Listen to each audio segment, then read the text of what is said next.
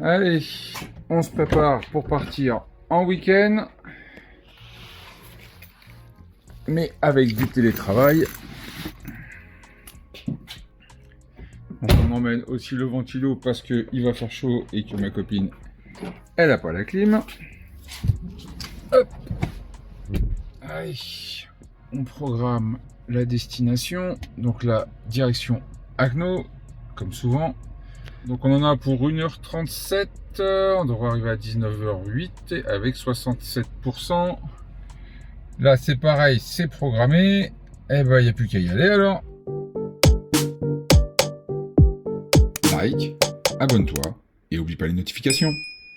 Voilà, là on est parti, donc je suis en mode automatique au niveau de la conduite. Vous voyez, là c'est bleu aussi.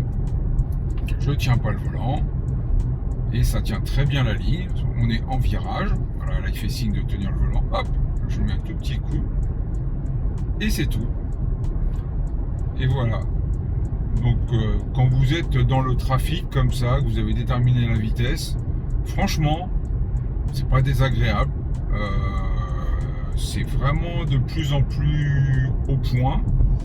On fera un test tout à l'heure sur l'autoroute pour voir un peu ce qui se passe. Mais en tout cas, quand vous êtes sur des départementales, des nationales comme ça, où vous avez des circulations, on va dire lambda, une voie chacun, ça se passe très très bien. Voilà, il faut juste toucher le volant régulièrement pour que la conduite automatique continue. Autrement, elle va biper et voilà. Donc franchement, c'est très très agréable. Vous voyez, la voiture roule moins vite devant. La voiture, elle a ralenti. On est passé à 74. Elle tient ses distances, suivant ce qu'on a programmé. Hop, vous voyez, il y a le clignotant. Là, maintenant, on a le clignotant qui s'affiche aussi sur les miniatures. C'est assez rigolo. Je vais essayer de rien toucher. On va voir comment elle freine la voiture, par contre. Parce que là, ça va être une surprise, vu que c'est pas prévu. Attention, hop, je touche à rien. C'est la voiture qui freine. Voilà, hop. Moi, je réaccélère manuellement, parce qu'autrement, ça va mettre un peu plus de temps et les gens, ils vont pas comprendre. Je relâche la pédale d'accélérateur. La voiture reprend toute seule jusqu'à temps qu'elle atteigne 80 km/h s'il n'y a personne devant. Et voilà, là je retouche le volant. Mauvais temps signalé sur votre trajet. Voilà, donc là maintenant j'ai le Waze sur la tablette de devant. Donc ça c'est très pratique. J'ai le son donc, qui passe par les haut-parleurs de la voiture et qui me prévient de toute l'actualité qu'il y a sur la route, s'il y a des dangers, s'il y a des radars ou quoi que ce soit.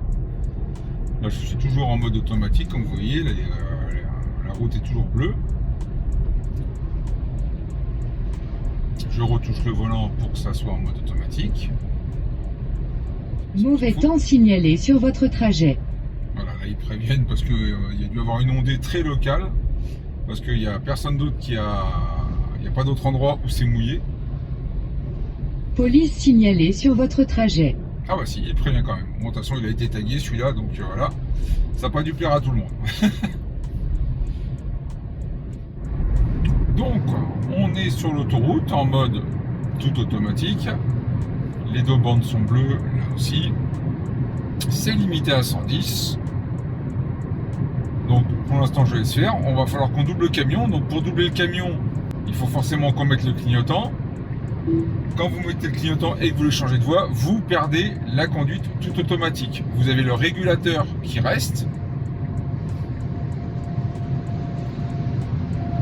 Voilà, il reprend tout doucement tout seul, il va aller jusqu'à 110. Je vais de l'autre côté. Hop. Et une fois que je suis stabilisé, je clique 2 fois et je repasse en mode auto. Voilà, nous sommes dans les embouteillages. Donc là, je suis en mode tout auto et je laisse complètement gérer la voiture toute seule. Je vous assure, c'est pas fatigant, c'est très agréable. C'est pas souvent qu'il y a des bouchons comme ça en Alsace, mais là il y a eu des gros orages et tout à l'heure je me suis pris une énorme flaque, j'ai failli faire un aquaplaning. Et là je sais pas ce qui s'est passé. S'il y a un accident ou quoi que ce soit. Donc on est dans les embouteillages et puis voilà quoi. Donc l'avantage de l'autopilote dans les embouteillages, donc franchement c'est que voilà, vous prenez pas la tête. Inconvénient, il redémarre, je trouve, un peu trop sec. Ça pourrait être un peu plus progressif. Autant il a du mal à reprendre quand vous doublez une voiture, que ça freine et que ça reprend, il a du mal à reprendre. Autant là, quand vous partez de zéro, je trouve que le démarrage il est un peu trop sec. Bon, ça c'est un avis personnel. Et que quand il y a les embouteillages, je trouve que la voiture elle est un peu trop au milieu des voies. Alors c'est exactement le cas, c'est ce qu'on voit là, hein. Mais bon, moi qui ai conduit beaucoup en région parisienne, je sais que ça serait bien qu'ils se mettent un poil plus sur la gauche, au moins sur les basses vitesses, parce que en région parisienne, vous avez des motos, des scooters qui passent et ça peut poser problème. Ici, c'est pas le cas, donc c'est pas grave, mais voilà quoi. Comme vous voyez, il y a une toute petite pluie et maintenant la gestion des essuie-glaces automatiques se passe vraiment mieux qu'avant. Il a encore un tout petit peu de mal quand c'est vraiment de la petite bruine. Ça arrive. Où il peut avoir du mal aussi, c'est quand il fait nuit, que vous êtes à la campagne, c'est-à-dire que vous n'avez pas d'éclairage urbain, rien. Là, il a aussi un peu de mal des fois sur les fines pluies. Mais franchement, par rapport à avant, c'est le jour et la nuit, c'est quand même vachement mieux géré qu'avant. Je vous rappelle que ce sont des caméras et non pas des détecteurs de pluie, hein, c'est pour ça que c'est la différence. Ça a ses avantages et ses inconvénients. Si vous avez besoin de mettre un petit coup d'essuie-glace, vous appuyez sur le bouton de gauche là et automatiquement vous avez le menu qui s'affiche là et avec le roll, vous pouvez monter et descendre et choisir ce que vous voulez si vous voulez le changer. Devant, nous avons une belle Porsche 911. Alors, je ne sais pas si c'est une GT2 RS ou une GT3, j'en sais rien. Mais elle est jolie comme tout. Avec un bleu un peu pas très commun. J'aimerais bien la dépasser pour vous la faire voir. Donc c'est une GT3 apparemment, d'après ce qui est marqué dessus. Franchement, ça a de la gueule. Regardez-moi ce beau bébé.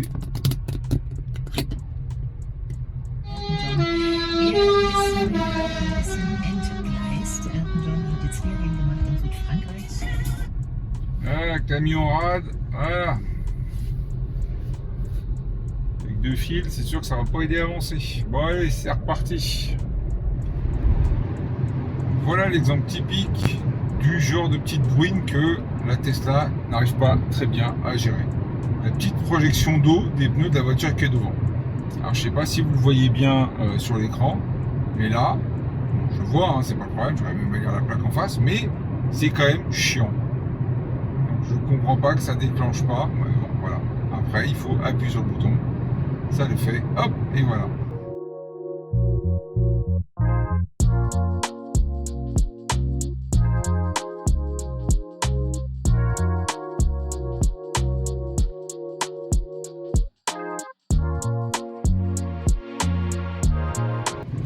Je rappelle que sous la pluie, il est fortement déconseillé d'utiliser la vitesse automatique, que ce soit le régulateur, que ce soit sur Tesla ou n'importe quelle autre marque, pour éviter les risques d'aquaplaning ou que ce soit, au cas où ça pourrait être extrêmement dangereux. Donc quand il pleut ou quand le sol est très très humide, il est extrêmement déconseillé de rouler avec un régulateur de vitesse sur route.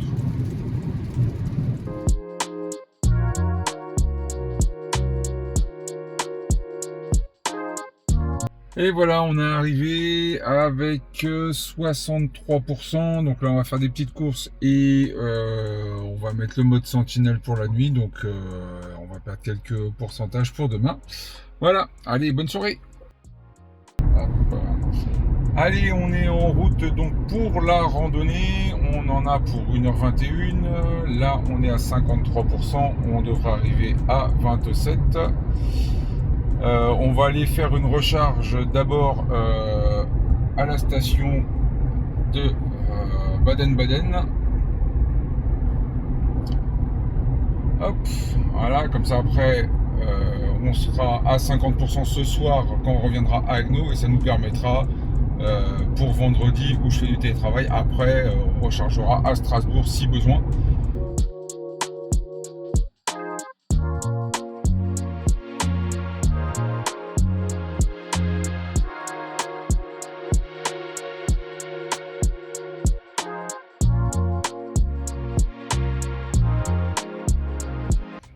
sommes arrivés à 41%, donc on va les recharger jusqu'à 80 à peu près et après on finira notre route. Hop. Donc on est arrivé au superchargeur de Baden-Baden qui est à côté d'un gros centre commercial.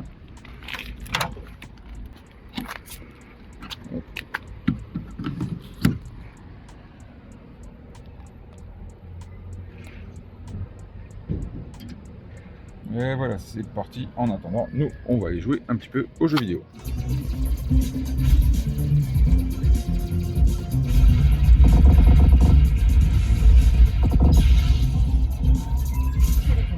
Merde. Putain.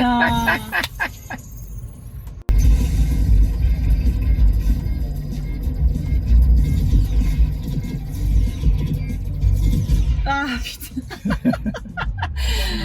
Et voilà. Ces trucs là. Voilà comment on s'occupe pendant une super recharge. Qu'on dise pas que c'est pas drôle, franchement. Allez, on en est où nous? Hop, hop. On est à la musique en 84%, il est 9h37, donc on a mis 17 minutes pour passer de 41 à 84 et 10,66 €. On repart de Baden-Baden, donc maintenant pour aller faire notre rando, on va arriver à 67%, on en a pour une petite heure. Allez, hop, c'est parti!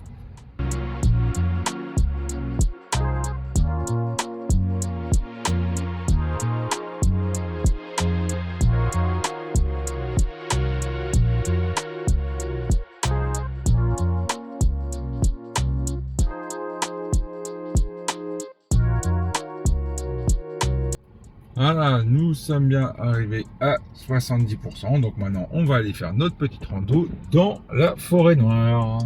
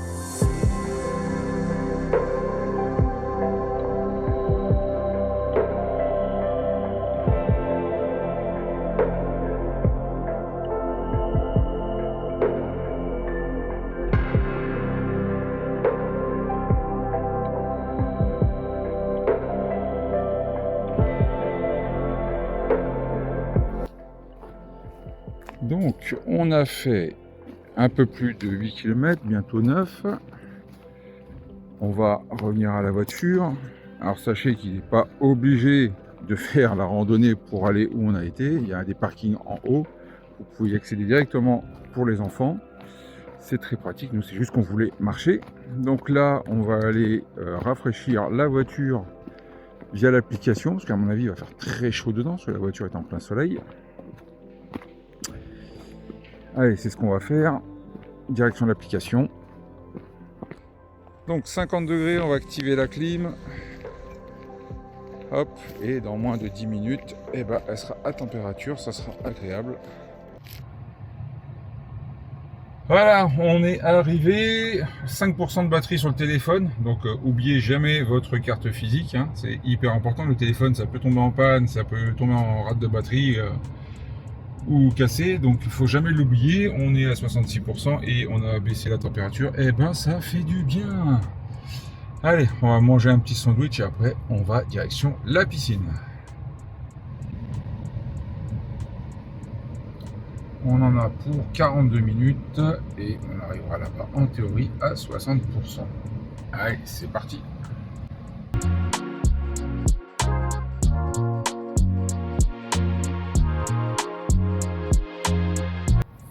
On est bien arrivé à 58% et maintenant on va aller profiter. Et maintenant on passe de ça à ça.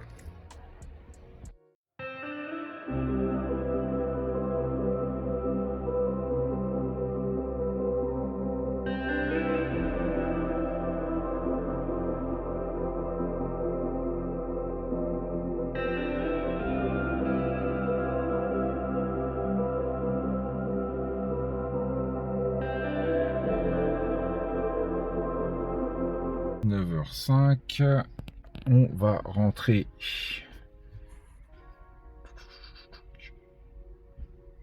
sur Agno.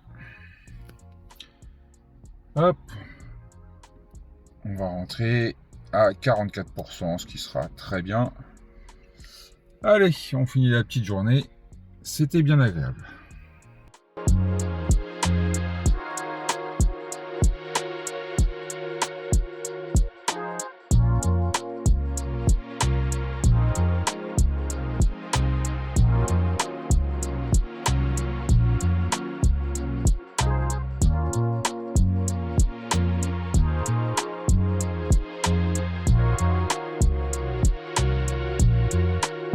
Nous sommes arrivés à 43%. On a mis le sentinelle pour la nuit et on verra demain matin. Allez, bonne nuit.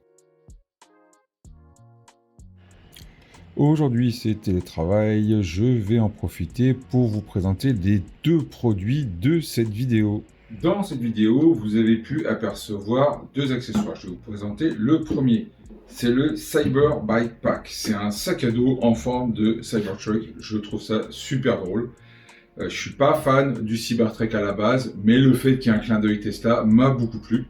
Donc ce que j'ai fait, j'ai contacté Yanis quand j'ai vu que sur le site d'Arcoche, il l'avait. En plus, il faut que je change mon sac à dos de télétravail, donc ça tombait très très bien. Alors maintenant, je vais vous le présenter. Ce sac, il est vraiment prévu pour les voyages. Donc, il a un verrou à la norme TSA. La norme TSA, c'est ça. Je l'avais déjà avec des petits cadenas de voyage comme ça.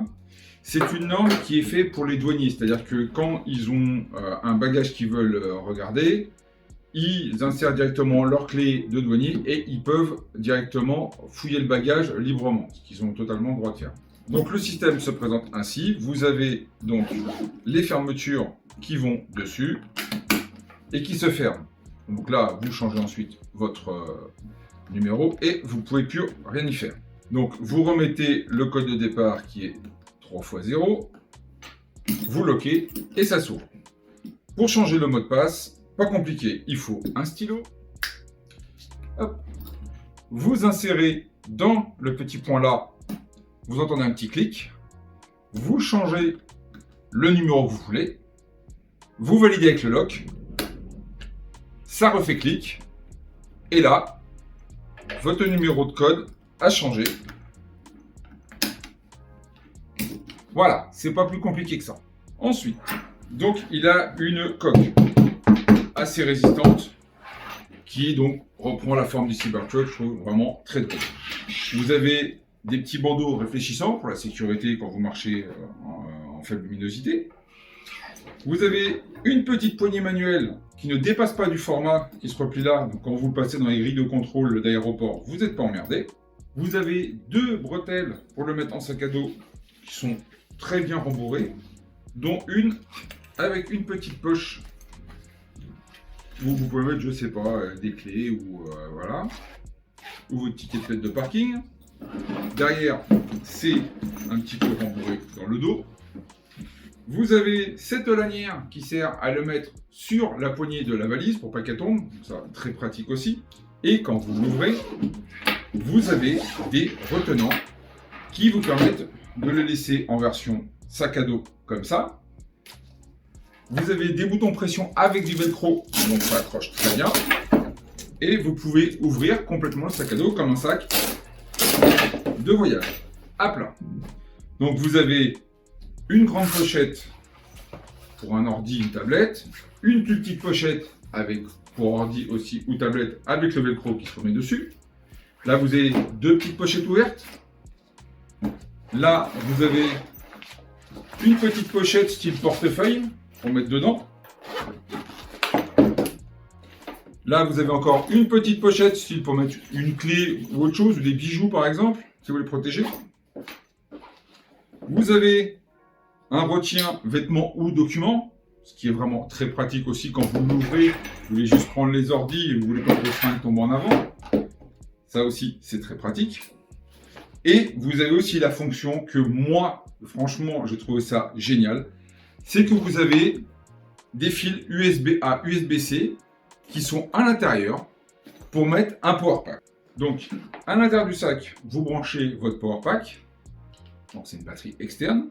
Ensuite, de l'autre côté, vous avez la sortie en USB-A ou USB-C aussi, suivant ce que vous avez besoin. Vous le branchez. Vous branchez votre téléphone et il se met à charger. Tout ça avec bien sûr le sac à dos qui est fermé sur votre dos et en plus verrouillé. Donc ça vous permet de marcher. Vous pouvez très bien aussi relier un casque, si par exemple vous n'avez plus de batterie, vous pouvez le relier directement. Quand vous êtes dans les aéroports, on sait tous que des fois c'est un petit peu chiant pour trouver des prises. Donc ça c'est vraiment très pratique. Comme ça, vous avez la possibilité de charger votre téléphone, votre tablette ou votre casque, tout en ayant le power pack dans le dos et non pas dans la poche à côté de ça. Et ça, je trouve vraiment que c'est très pratique. Ce qu'on va tester maintenant, c'est le format du sac. Pourquoi ? Parce que dans les aéroports, maintenant, avec les compagnies aériennes, ça devient de plus en plus restrictif au niveau des tailles. Si vous prenez certaines compagnies, pour ne pas les nommer, Easy, qui est assez chiante là-dessus, le petit format du bagage à main, c'est 20, 36, 45. Et le grand bagage à main, c'est 25, 45, 56. Roulettes et poignées comprises. Donc là, l'avantage, c'est qu'on n'a pas de roulette. Et la poignée, vous voyez, elle est là. Donc déjà, là-dessus, on n'est pas embêté. Donc là, on va le mesurer avec du linge à l'intérieur pour pousser un petit peu le format. Et on va activer après le soufflet, parce qu'il est équipé d'un soufflet. Donc j'ai pris mon centimètre, je l'ouvre, je prends du linge de maison, hop, juste pour pousser un petit peu le format, pour pas qu'il soit à plat non plus.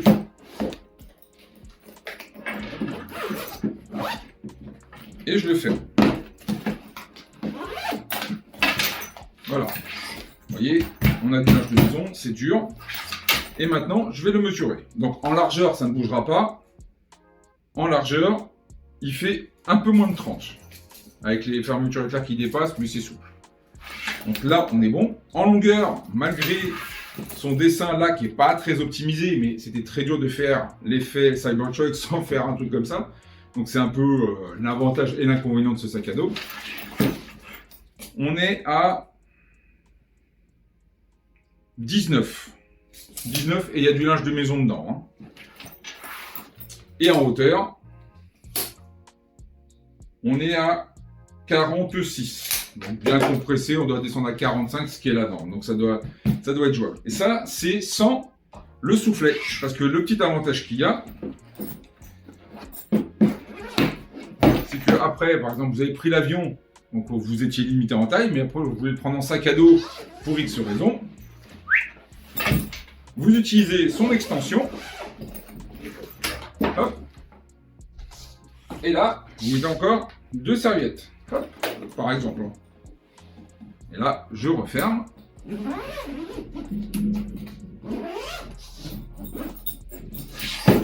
voyez, hop, c'est pour pousser le soufflet, autrement on ne le verrait pas.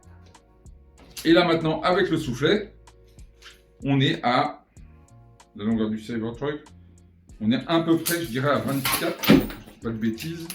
On est à 26. Si on compresse un peu avec du linge mou, on ne dépasse pas les 30, ça c'est sûr. Donc on est large avec le soufflet, donc ça c'est nickel. Donc voilà, c'est vraiment bien optimisé pour ça. Maintenant, je vais faire un 3e test de volume. Je vais transférer tout ce que j'ai dans mon sac à dos de télétravail. Il y a un gros bordel dedans. Et on va voir comment ça se range là-dedans. Donc voilà, ça c'est mon sac à dos quand je fais du télétravail. Il commence un peu à partir en cacahuète. Il est toujours archi blindé, il y a plein de trucs dedans. Donc ce que je vais faire, je vais le vider devant vous. Et après on va essayer de remplir l'autre pour voir si au niveau de capacité, il tient ses promesses. Donc déjà, dans mon sac, j'ai mon ordinateur perso avec lequel je fais des vidéos. L'ordinateur du boulot. Un écran externe, pliable, ça très pratique. Si un jour vous en cherchez un, franchement, je vous conseille, ça coûte pas très cher. Très pratique au télétravail. Des classeurs techniques à boire.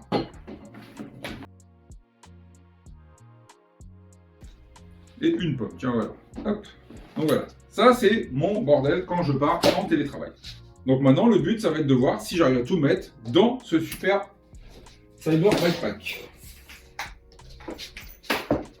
Donc on va commencer par les ordis, parce que c'est vraiment le truc qui va être le plus définitif en cas de problème. Parce que moi j'ai un 17 pouces perso, donc déjà il rentre, donc ça c'est bien, donc ça, le 17 pouces il rentre, nickel.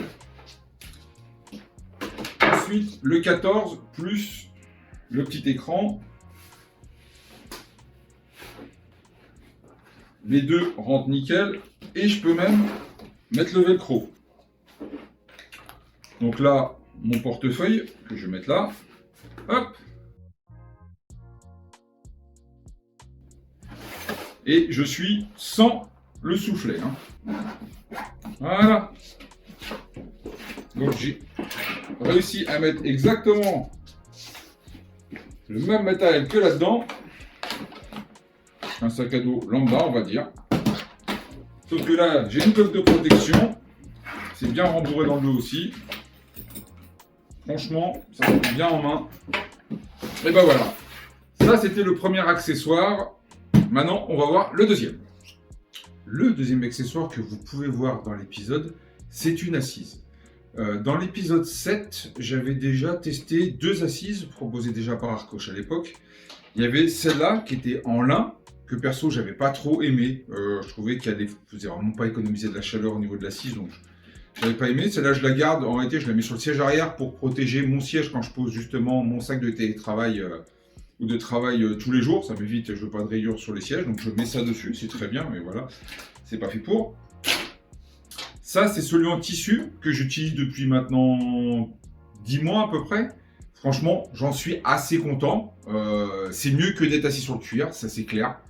Sur le cuir, il fait toujours très chaud. Moi, je supporte pas. Franchement, c'est vraiment une horreur. S'il y a bien un défaut qu'il y a pour moi sur la modèle Y, c'est ces cuirs végétaux qui sont pas micro-perforés. Franchement, c'est hyper chaud. Moi, je n'aime pas du tout. Je vous rappelle que vous avez toujours les liens dans la description et vous avez toujours 20% avec le code Ma Modèle Y sur tout le site Arcoche, que ce soit le sac à dos ou que ce soit celui-là. Donc ça, c'est la nouvelle assise. Cette assise, elle est en appât micro-perforée. Donc ça, je trouve ça très bien. Et en plus, elle est mémoire de forme. Donc au niveau confort, c'est moins raide. Et franchement, c'est pas mal. Je le teste déjà depuis 15 jours. sur mon simulateur de voiture et sur mon siège de télétravail qui est en espèce de daim. C'est horriblement chaud en ce moment, même si j'ai la clim dans mon bureau. C'est horriblement chaud. Là, depuis que je l'ai, franchement, nickel. Sur le simulateur, c'est pareil, mais je joue qu'1 heure, bon, donc c'est pas pareil. Le siège, je passe 7 à 8 heures dessus. Sincèrement, j'ai vu la différence. Donc là, ce week-end, je le teste non-stop en position de conduite, que ce soit pour aller au boulot et pour les loisirs. Je vous dirai la différence, mais en tout cas, en intérieur, j'ai vraiment vu la différence et je sens que je vais pas trop les lâcher ceux-là parce que vraiment, ils ont l'air très bien. Ça paraît bête, hein. Vous voyez, au milieu, il y a une espèce de couloir. C'est ce qui évacue la chaleur, hein, comme on peut voir sur le petit dessin. Le petit rembourrage, c'est agréable, hein, parce que je trouve que les sièges ils sont un peu raides sur la Tesla. Donc la couleur cuir, ça se voit pas trop, je vous ferai un détail tout à l'heure dans la voiture. Et dessous, vous avez une espèce d'antidérapant, ça fonctionne bien aussi. Ça existe en blanc ou en noir, à vous de voir. Donc voilà, ça c'est le deuxième accessoire. Et maintenant, on continue l'épisode. Après une dure journée de télétravail le lendemain du 15 août, vous imaginez même pas, on va aller à Strasbourg, aller se balader et aller voir les illuminations sur la cathédrale. Allez, direction Stras, donc là on a 35%, on va aller faire le plein parce qu'après on va le laisser en sentinelle sur place et comme ça demain matin la voiture elle sera chargée. Donc là, hop, on regarde ce qu'on a sur place, et voilà, nickel, hop, on va aller faire le plein comme d'habitude, hop, vous savez il y a la grande roue là, voilà. On est arrivé à Shopping Promenade, on était à 26%, là on a mis déjà à charger. Hop, de toute façon on est limité à 80% sur cette supercharge comme d'hab. Voilà, on va jouer un petit coup et après on part à Strasbourg. Et voilà, on a été stoppé donc à 80%. Toc, et ça nous aura coûté 10,89 €. On voit quand même vachement la différence entre la France et l'Allemagne, hein. La France pour ça, on est quand même bien lotis. Allez, c'est parti, on va à Strasbourg.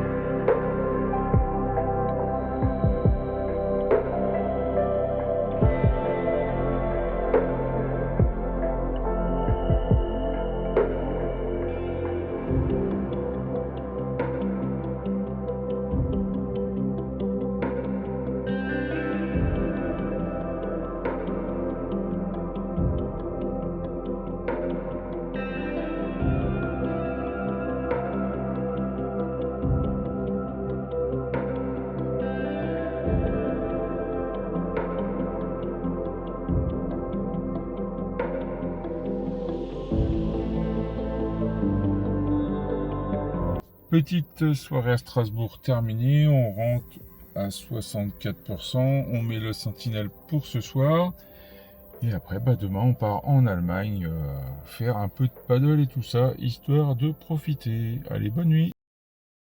Alors on est samedi, il est presque midi, on est à 56% et donc ce week-end on doit faire 3 trucs. On doit aller au circuit d'Hockenheim, donc après le Nürburgring et Imola, donc on va regarder un peu si on peut visiter un petit peu ou autre. Ensuite, on va aller sur une plage, sur un lac artificiel, histoire de faire du paddle et de se baigner. Et demain, nous irons au musée technologique en Allemagne.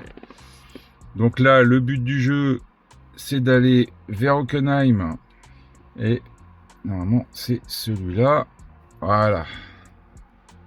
Hop, avec les tarifs, vous voyez, hein, toujours en Allemagne, c'est toujours plus cher qu'en France. Mais bon, c'est pas grave. De toute façon, si on va aller en Allemagne, c'est pas par hasard. C'est un pays qui est vraiment super. Donc là, on en a pour 1h18. On arrivera à 26%. On chargera bien. Et après, comme ça, on pourra faire tout ce qu'on a à faire. Allez! De retour dans les embouteillages en Allemagne. Mais ce qui est bien en Allemagne, c'est que vous voyez des jolis bébés comme ça. BM i5. Toujours pour les amoureux de l'électrique.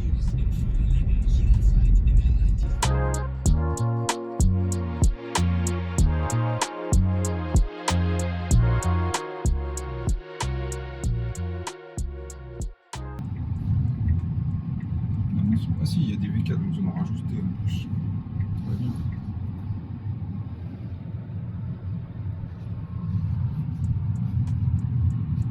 Nous sommes arrivés au superchargeur de Royenberg en Allemagne. On a 27%, donc c'est un peu mieux que ce qui s'était annoncé, mais on s'est tapé beaucoup d'embouteillages. Donc là, on va supercharger jusqu'à 80-90 même, je pense, on va faire. Donc sur le site, vous avez la DV4.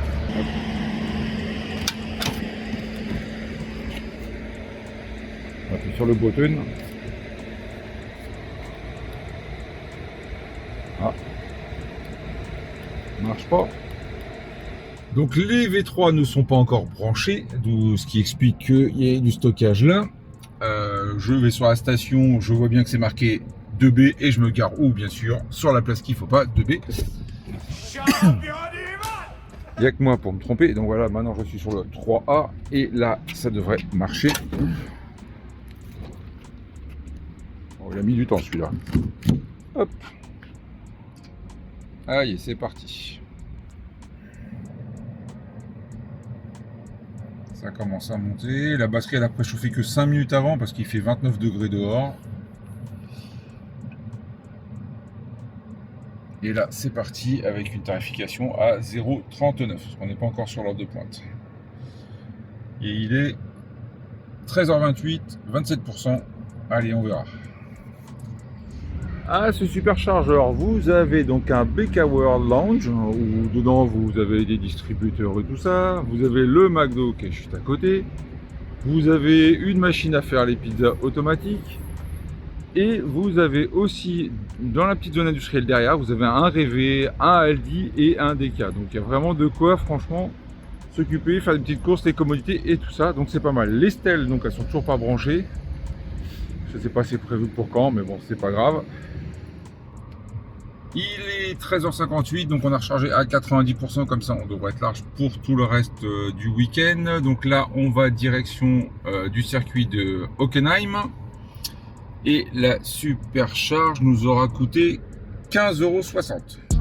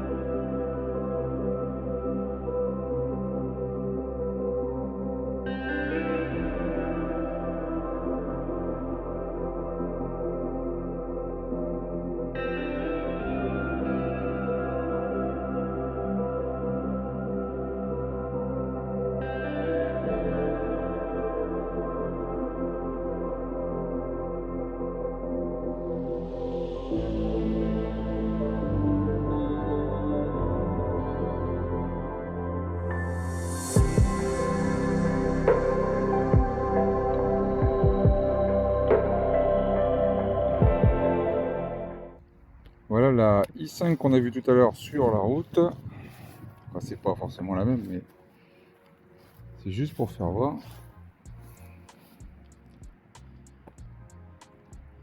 Je vous mettrai le tarif en bas. Et juste en face, on a une Kia EV9. C'est très gros, c'est très carré. C'est vraiment mastoc. Hein. Ça ressemble plus à un format américain, hein. Franchement, faut avouer. Mais c'est sympa.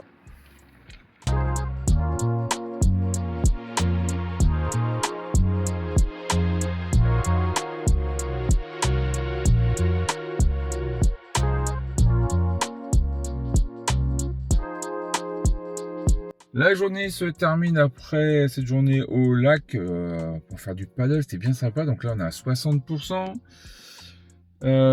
Donc là on est à Brûle et demain on va aller à Speyer faire le musée technologique.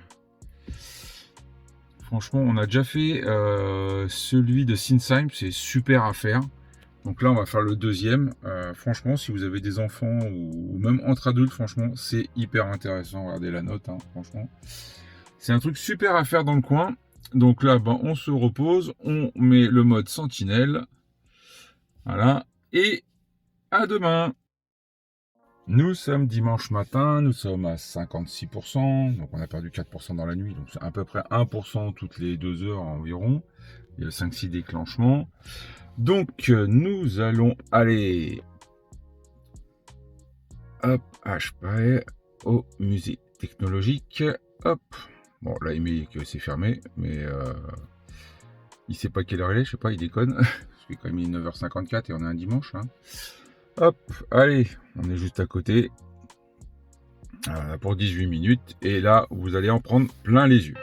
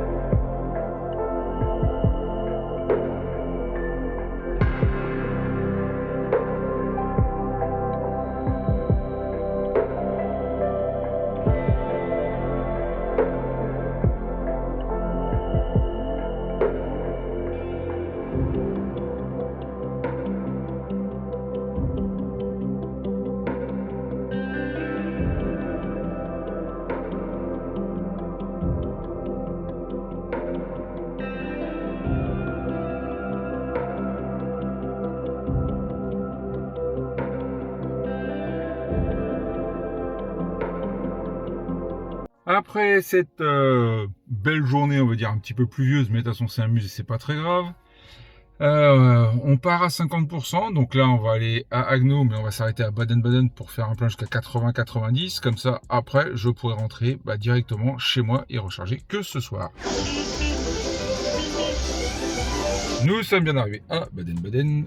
Ça me rappelle quelque chose. Hop, on est arrivé à 22%. Là, c'est parti pour la recharge. Donc là, on va charger jusqu'à 80 voire 90. Comme ça, je pourrai rentrer à la maison en passant par Haguenau et passer la soirée. Le prix 0,46. Là, ça fait un petit peu mal au cucu. Mais voilà, donc on n'a pas trop le choix. Et puis voilà, on est chargé à 89% et ça nous aura coûté 17,94 €. Voilà, le week-end se termine. Je suis arrivé avec 38%. Là, je charge à la maison. Je ferai le calcul des recharges. Et on va faire aussi... Hop, j'ai vu qu'il y avait une mise à jour qui traînait. Donc voilà. Et demain matin, je vous ferai un retour sur tout ça. Je vous ferai aussi un retour sur cette assise de siège. Ainsi que sur le sac à dos par rapport à tout ce week-end. Bonne nuit à tous. Le bilan de ce week-end. Donc nous allons parler en premier de l'assise. Comme vous voyez, l'assise elle bouge. L'antidérapant, c'est quand vous freinez pour pas entre guillemets glisser du siège. Par contre, quand vous bougez, elle se déplace un peu. Donc ça, c'est un petit peu embêtant, mais c'est pas grave. Autrement, l'inconvénient, c'est qu'il n'est pas optimisé au niveau de la forme du siège Tesla. Alors ça se ressent pas dans l'assise, mais par contre, esthétiquement, je trouve ça un peu moins joli. Par contre, les perforations, c'est très efficace. Le couloir, franchement, c'est très bien. Je le trouve beaucoup plus agréable que le deuxième que je vous ai présenté au début de la vidéo. Franchement, je conseille le produit, il est vraiment très très bien. C'est confortable et on a beaucoup moins chaud, ça c'est sûr. En ce qui concerne le sac à dos, rien à dire de spécial. La coque très résistante, comme vous avez vu, il y a des traces parce que je suis monté dans les avions, dans les sous-marins et tout avec. Les bretelles sont hyper efficaces, elles sont très très larges, donc vous sentez absolument pas le poids. L'amortissement dans le dos, rien à dire, franchement, c'est un bon produit. Après, il faut être un peu geek ou un petit peu Tesla pour kiffer ce genre de sac, ça c'est un autre problème. Le bilan, lui, du transport, donc on a fait 889 km. Je m'en suis pas aperçu, je pensais qu'on l'avait prévu moins, mais voilà. On a fait 4 arrêts de recharge, soit au total 96 minutes. Le coût électrique, lui, a été de 64,39 €, ce qui fait une moyenne de 0,724 € du kilomètre ou 7,24 € les 100 km. Voilà, j'espère que cette vidéo vous a plu, que vous avez bien voyagé avec moi. À la prochaine!